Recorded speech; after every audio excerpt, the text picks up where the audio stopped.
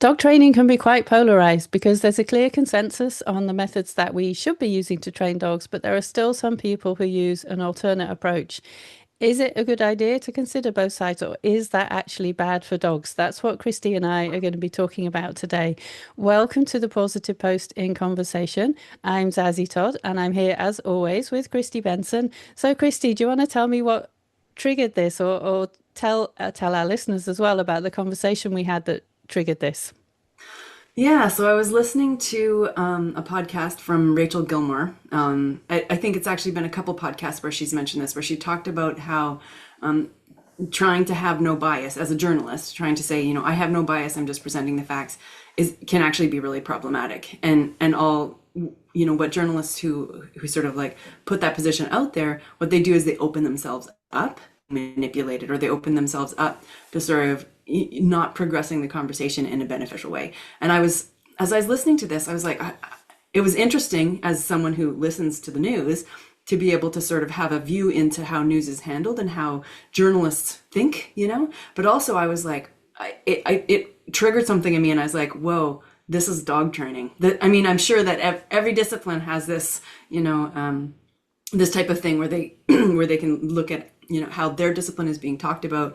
But I thought, oh, wow, in the last, 5 years, there's been a lot of conversations about, the big tent approach and bringing in dog trainers of different methods and how do we approach them? And I thought that it seemed so relevant to our conversation. And so in such an interesting sort of lens through which to look at the dog training conversation about methods and about aversives in the last few years.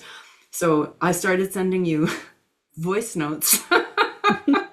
But I couldn't quite remember what Rachel had said, so I was like, okay, no, I got it wrong. It's more like this, and I couldn't remember her last name. So I was like, it's this really cool journalist, Rachel. So anyway, and you were like, yes, this is a great idea. So that's what triggered it, was Yeah. really hearing about another discipline and, an important one, how we learn about our world, and being able to sort of look at dog training and go, oh God, yes, this is us too. And it was so funny getting those notes and listening to them. Right from the beginning, I was thinking, this must be Rachel Gilmore. And then I was like, no, this has to be Rachel Gilmore. This must be Rachel Gilmore.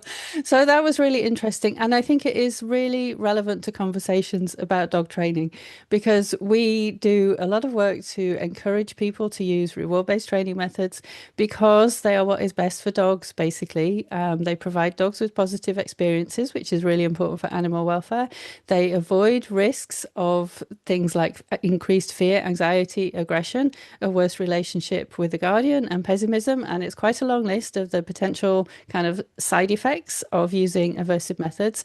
And we have so many organizations now, including some that relatively recently changed their positions, who say you should use reward-based methods to train dogs. And to be clear, when they say reward-based methods, this is one of the issues that we have is people kind of twist things. Trainers who use aversive twist things, so you end up making you want to say only reward-based methods because, of course, that's what we're sticking to. So I think these conversations about how we talk about these things, they're actually really, really important. And if you're looking at the news, you might be talking about, I don't know, climate change or wearing masks or something like that. But it's absolutely relevant to dog training as well, in the way that we talk about these things. So I'm really grateful to you for thinking of this topic, and I think it's just such an important thing, how we think about how we frame things. It's so important. Yeah. Um, so, we started, when we started having the conversation about this conversation, I was doing some Googling about how Rachel Gilmore talks about this and why, and how media, how journalists sort of are thinking about these things. And what came up is this idea of Bothsidesism, which I'd heard of before, but I'd never really put in a lot of effort into understanding. So what is it like? How do you understand Bothsidesism from a sharing information perspective? I mean, I think it refers to this idea that you should reflect views from both sides of the argument when you are talking about an important topic. But the thing is, when those views are not, they don't have equal weight. If you give them equal weight in your piece, then you're actually doing a disservice to their ideas. Because if there's a broad consensus on something, and we can pick climate change as the example, because when you look at the research and stuff on this, it's very often about climate change or kind of some bigger topic. It's not about dog training, much as I would love to see research on this in dog training. Yeah, And if, you know, there is this huge consensus that climate change, man-made climate change, human-made climate change is happening. yeah, And so, you know, for decades, we have seen news items in which journalists have gone and they found people who don't believe that to dispute it. And, you know, to begin with, that might be absolutely fair enough because, you know, there were times going back when there were doubts. But these days, there is no doubt. And that's very, very obvious. I think to every single one of us, we can see the way in which things have changed, especially if you're a bit older like me and you think about what things were like a long time ago. And I think it's the same with dog training because you could go back a way. And it used to be that some organizations would say, well, maybe as a last resort. But these days, none of them say, okay, you could use aversives as a last resort. They've updated their positions because they recognize that there's no evidence it's ever needed as a last resort. We know that reward-based methods just work, basically. yeah, So there's no need to offer that, you know, that side of things because it's just not relevant. So I think if we were to, you know, to start doing that, we would really be doing a disservice to dogs and to dog guardians because these methods are bad for dogs, they're bad for the guardian, they're bad for the relationship between the two. And so why on earth will we start prioritizing that kind of viewpoint when it's not relevant and it's harmful? yeah. One line that I read somewhere that I thought was so useful was equal consideration, not equal treatment. And I thought, okay, I like that because it means we should be able to say, yeah, you can train dogs. Dogs will learn if you scare them or hurt them. But if you scare and hurt dogs, here's the fallout, right? And some people do say that we should be hurting and scaring dogs. We don't agree with that because this. So that's giving it consideration in how we talk about training dogs, but it's not saying, oh, dog trainer person, come here and talk about your methods and present your methods as though, you know, as though they're sort of on equal footing. So that the idea that we don't need to provide that kind of equality it almost is a little bit of a relief, you know, because I think we are sort of charged with spreading good information and with being fair, and fairness sort of seems to feel like we should be offering a voice, but we shouldn't. We don't need to. Like you say, at this point, the evidence is very much in about this topic. Yeah, it really is. And all of the position statements from all of the different organizations like American Veterinary Society of Animal Behavior, Pet Professional Guild, and so on, Dogs Trust in the UK, RSPCA in the UK, organizations in Australia. So this is a worldwide group of organizations with really strong position statements now, many of which have been tightened up in the last few years. And that's for a reason. And so, you know, it's important, I think, that we reflect the fact that there is a strong consensus on this. And yeah, it's not our job to argue for people to do things that are harmful for dogs, basically. I think Exactly. that's one of the ways of looking at it. Yeah, and I think so if we take a little teeny step further, another point is that, you know, if you try and stick to this idea of some sort of fairness, you know, in voice, what you can do is you can open yourself up to bad actors. And I think that that's, you know, very clearly something that is happening. So when you have bad actors, they're not, you know, people who say want to be able to continue to train with aversives because for some reason they're oriented towards hurting and scaring dogs to change a dog's behavior. So if we say, oh, well, we're going to be fair and give them a voice, give them, you know, say, bring them onto the podcast, heaven forbid, No way. they're not going to do the same to us. They're not going to be like, you know what, I'm going to be fair to, you know, so they're not acting in good faith. We might be, but they are not. So what's happening is they are sort of, perhaps on purpose, perhaps not, you know, just this how it plays out. They want our legitimacy because at this point, like you said, all of these organizations and the public has really shifted, I think, in how they understand the dog-human relationship and how they want to interact with dogs. So we have legitimacy, and they want our legitimacy, and they're trying to take it through this, which is essentially a manipulation. And it's so frustrating to see it play out, you know. And it gets very frustrating on social media, and for example, in some of the comments that are left on social media.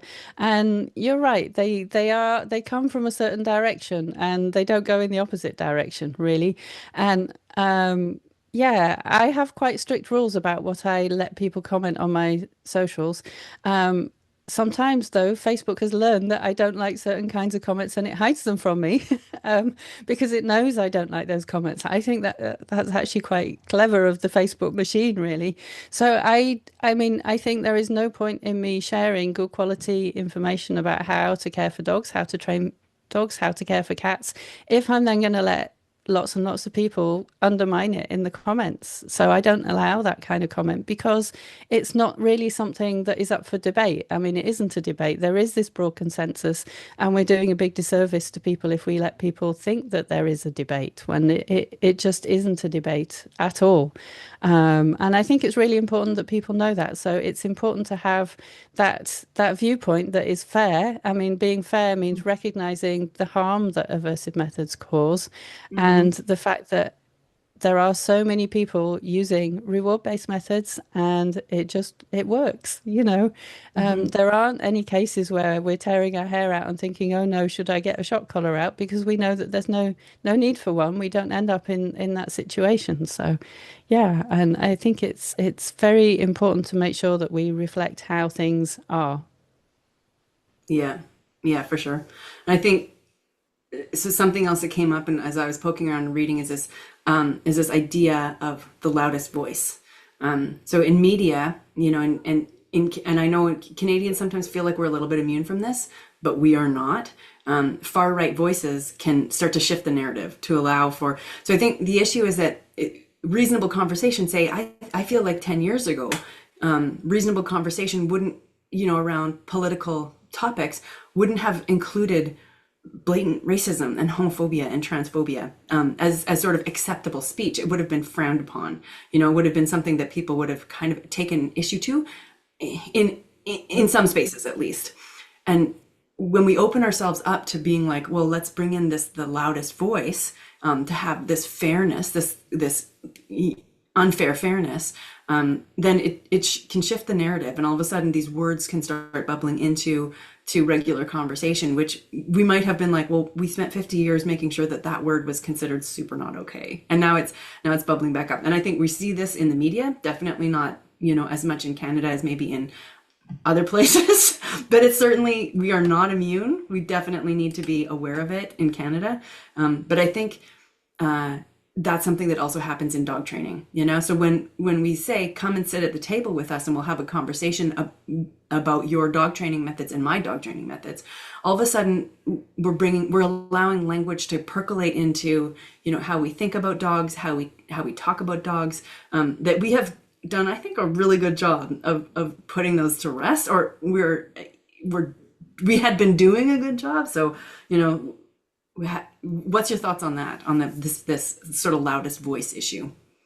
Yeah, and it's kind of language that we don't want to use, and it's misinformation as well, a lot of it. So we don't want to be inviting that in. And over the years, I've done some talks for people about how to communicate about dog training methods.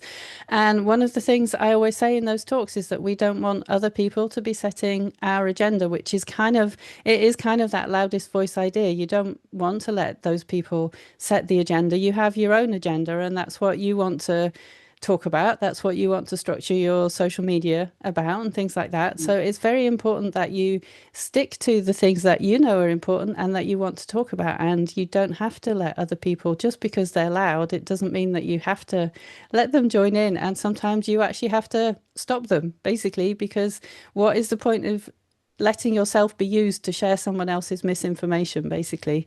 You know, it's Right. not a good idea. And I think you're right, it is very sad to see some of the ways in which the world has shifted back Hmm. in many different spheres. And I guess this isn't the place to go into why some of that has happened, but it is disappointing. And I think it shows that we just need to remember how important it is that we keep talking about the things that we think are important and that we keep on being inclusive and that we keep on saying, this is the way to train dogs and this is what works. And, not get sidetracked by other voices that are spreading misinformation, whether from a well-intentioned point of view or an ill-intentioned point of view. And that's the other thing, because people, if they want to learn, if people are dog trainers and they're currently using aversives and they want to switch over, there are so many places where they can go to learn, and they can find many of those resources for free. And I think those resources, they're all ones which just stick to reward-based methods, and that kind of information is worth sharing. And I think it's up to other people to kind of learn more about it. Yeah, I think something that I know you've talked about, maybe on the podcast or maybe just in webinars that I've attended, where you're talking about truth sandwiches, or like even how even saying how even bring something up, it can be problematic. So how to handle, if you need to bring it up, if you need to talk about aversive training, how to handle it. Yes, and we actually have an earlier episode of this podcast. It's not the very first, but it's one of our very, very early episodes, because we're on like 60 episodes now, which is very cool. Nice. We have one specifically about the idea of truth sandwiches, and we sat and we made some truth sandwiches about dog training and about cat behavior. So the idea of a truth sandwich is that you want to make sure that you spend most of your time talking about the truth. So in a truth sandwich, the bread is the really important thing. So you start with stating what you know to be correct. So it could be talking about the fact that reward-based training methods work and they're really good for dogs, and this is how we should be training dogs. And then the filling is the thing that's not true, and you want to spend as little time on that as possible. Like it's a horrible filling and it's only very thin, and you don't want to spend time on it. And then when you've mentioned it because you had to mention it, then you get back to the truth again. So you want this big, fat, chunky piece of bread saying something else positive about reward-based training methods, how to train your dog, how to choose treats, something like that. And the idea is really that we want people to be putting their cognitive effort, so their thinking, into the stuff that's important and the stuff that matters, not wasting that time or resources thinking about the stuff that's wrong, because that makes it get stuck in your head somehow. We don't want to get it stuck in our heads. So we think about what's most important. And the other thing as well is that if you are trying to debunk something, if you have to, it's better really not to say the thing that you're debunking, and you actually don't have to mention it in order to successfully debunk it. And many people, however, feel like they want to, and they want to go into all the arguments about why it's wrong. So no, it's just that really thin layer in the sandwich. It's got to be really short. And at the same time, before you even introduce the idea, you want to say somehow that it's wrong. So some people say incorrectly, or some people say, but it's totally wrong, blah, blah, rather than just putting that idea out there, so that as soon as someone hears the idea, they already know that it's not right. And I think it's really important, because otherwise we end up spending a lot of time talking about myths. Like, for example, we know that one of the outdated ideas about dogs that people used to talk about a lot was dominance, and we know that's very wrong. So we could, we don't want to spend ages talking about why it's wrong, though. We want to focus on the stuff that people can do to train their dogs. And what we say about what is wrong has to be kind of short and quick and get it over and done with, and then get on to what's important and what matters again. And that turns it into a truth sandwich. And I'll put a link in the show notes, because we had a really fun episode. And I think I put you on the spot a bit with some of these things, like how should we talk about them? So we just talked about 4 different ideas and the best ways to talk about it. So that is a good listen, that episode. I know we enjoyed making it. So yeah. Cool. And something else that sort of percolated as I was thinking about this and reading about this was this thought of the Overton window, which is just like a way of describing the range of subjects that are sort of like what is acceptable to speak about politically and socially in the mainstream population, this Overton window. So it's like a journalist term, I think, that,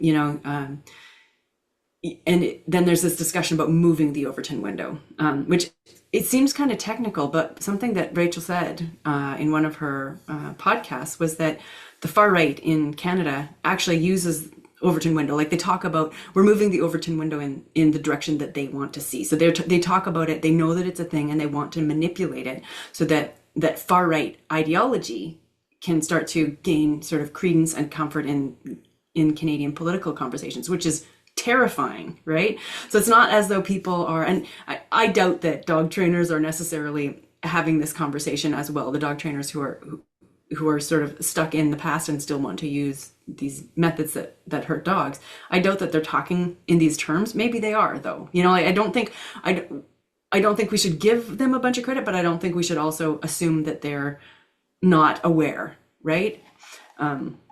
So one of the another way of thinking about this Overton window idea, the window shifting of what it's acceptable to talk about publicly in mainstream media, is this degrees of acceptance. So that it goes so an idea can go from unthinkable to radical to acceptable to sensible to popular to policy. And I read this, and it's I think it was an author or a scholar named Treviño who came up with this. And I read this and I was like, oh, you know what? I see dog training, positive reinforcement dog training, or welfare forward dog training that eschews the use of aversives that scare and hurt dogs. And it seems to me like it was sort of unthinkable at some point, you know, just the idea that you don't have to harm dogs. I don't think that describes every person's approach to their own dog. I think there's been tons of people throughout history who have been very gentle and caring to their dogs. But I think from how do we get dogs to do what we need them to do, you know, I think it probably would have been somewhat unthinkable to be like, no, you can't, no, not even a stern word, you know. And then when was it radical? When did it feel radical? Maybe like the 1980s? Yeah. Like Culture Clash. I'm thinking Jean's book, Culture Clash. I feel like it was kind of a radical book. I feel like it was accepted as a radical book, maybe, you know, and I think it hit some people as a radical sort of idea and a radical set of processes, right? I think it did. But I also think there were people who were kind of ready for it and thinking, oh, thank goodness someone is saying all of this. So I think that was a big shift, I think. And I also think you're right that there have always been people who are kind to dogs. So I don't think treating dogs well has ever been unthinkable. But No. there have clearly been times when people have thought dogs are there for our purposes, for our gain, and they should just do as they're told. And that is like a popular idea that really has changed as we see dogs as family. And I think reward-based dog training is definitely popular at the moment, but it's not. Yeah, not I'm through to like, we've gone policy through yet. acceptable. I think we're well past sensible. I think it's popular now. Unfortunately, I think the line between popular and policy is the line we are currently at, right? Yeah, and I think that line is probably harder to cross in some places than others. But I know there are movements thinking about how to regulate dog trainers, and in different places they're in different stages or looking better or worse depending on the approaches being presented. But I think we will end up at that point where reward-based dog training is really the only acceptable professional approach, and is needed if you want to work in dog training, because it's so important for dogs that we take this approach. So yeah, Yeah. Yeah, so I think interesting. that's very interesting, and there's probably a whole lot more that could be said on this. But yeah, I think it's very good to think about dog training in this respect. And as you say, you know, a lot of these ideas have come from other topics, but they just seem so relevant to dog training. And when you left me Yeah. that series of voicemail messages, I was getting more and more excited. Like, yeah, this is so relevant, so interesting. And So thank you for honestly, that. it feels like a bit of a relief, I think, to say, you know what, we don't have to give a seat at the table to people who hurt dogs. You know, like that's not a thing. It's acceptable to not do that. It's acceptable to be honest and upfront, and you know, about what's best for dogs, about what's best for people and dogs. Yeah. So I think as a way to structure how, because I think a lot of people in our position who are positive reinforcement, you know, and care deeply about dogs' welfare, feel like, oh God, but shouldn't we give people a chance to say, no, we don't need to. And there's precedents from every discipline around the earth that talks to people and that shares information about people. There's precedents that this is something that we can do. So I found it to be a bit of a relief, and a bit of a relief to know that other people thought that way, and a relief to know that here's how I can structure my argument instead of just being like, Yes. no, it feels wrong, to be able to structure my argument about it. Yeah. Yeah, yeah, I think so. And also looking at Treviño's degrees of acceptance that you just brought up, that move from sensible to popular, I think is also a move in which a lot of people's emotions have shifted from being one in which you accept that some people think it's okay to hurt dogs to being absolutely horrified that some people think it's okay to hurt dogs. Like you just Yeah. cannot understand why someone would want or choose to do that if they're taking people's money to train dogs. And I'm not talking about dog guardians here because I think sometimes they are misled by dog trainers, and Sure. that's the dog trainers issue. That's a professional lack of professionalism issue, perhaps. But I think, it is there has been a big cultural shift. So I think that change reflects a big cultural shift in reward-based methods becoming much more popular. And even if I just look at dogs being walked in, the city where I live, there's been a huge change in how many are on shock collars or prong collars. They've really reduced. And it's really Hmm. good to see and good to know, such that it is now a shock if I see a dog on a prong collar. And it's horrifying. Hmm. So yeah, it's definitely good to think about these things in this way and in terms of how we frame the argument. Absolutely. Good. So shall we move on to the book section? Let's. Um, what have you been reading? So I have a book from my colleague, Crystal Gale Fraser. I'm gonna hold it up. It's called By I Strength We Are Still Here: Indigenous Peoples and Indian Residential Schooling in Inuvik, Northwest Territories. So it's an academic book. It's from the University of Manitoba Press. But Crystal is a Gwich'in scholar and historian. And this is actually based on her PhD dissertation, which I was lucky enough to review when it was still a PhD dissertation. And I read it, and I wasn't that familiar with Crystal's work at that time. We hadn't worked together much at that point.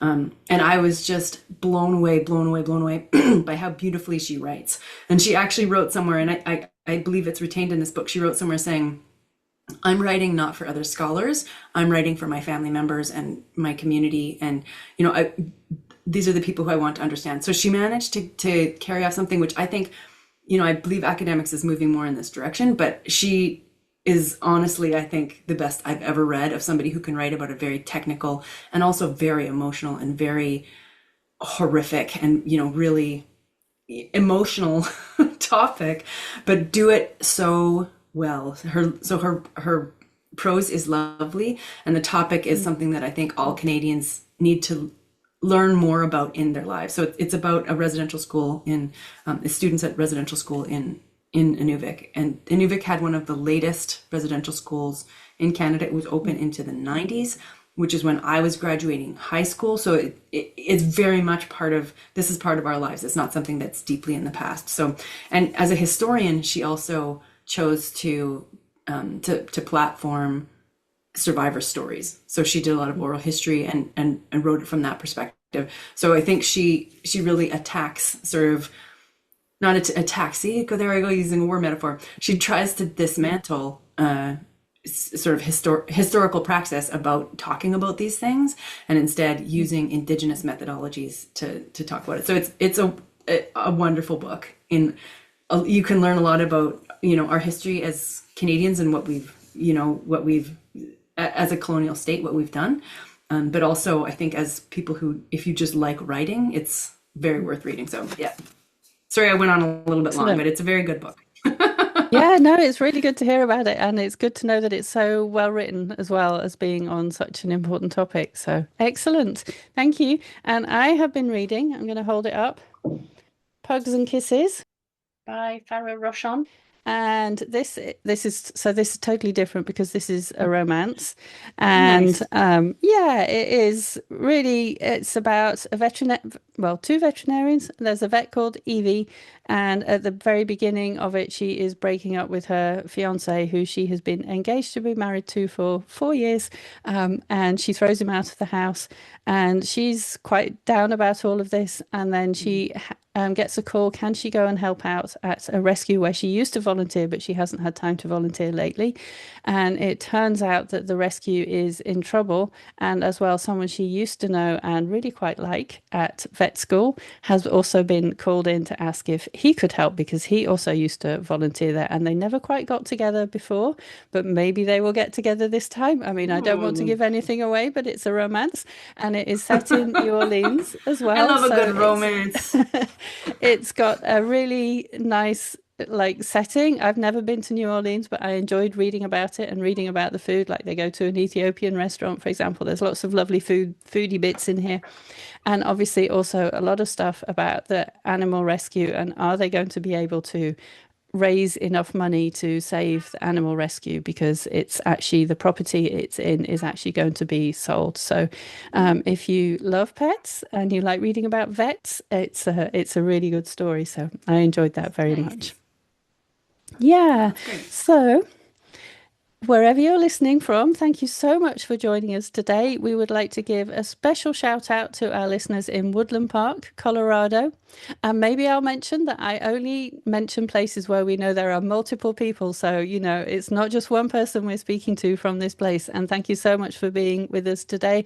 And if you've enjoyed this show, please tell a friend about it so that they can enjoy it too. And we will see you next time. Bye. Bye.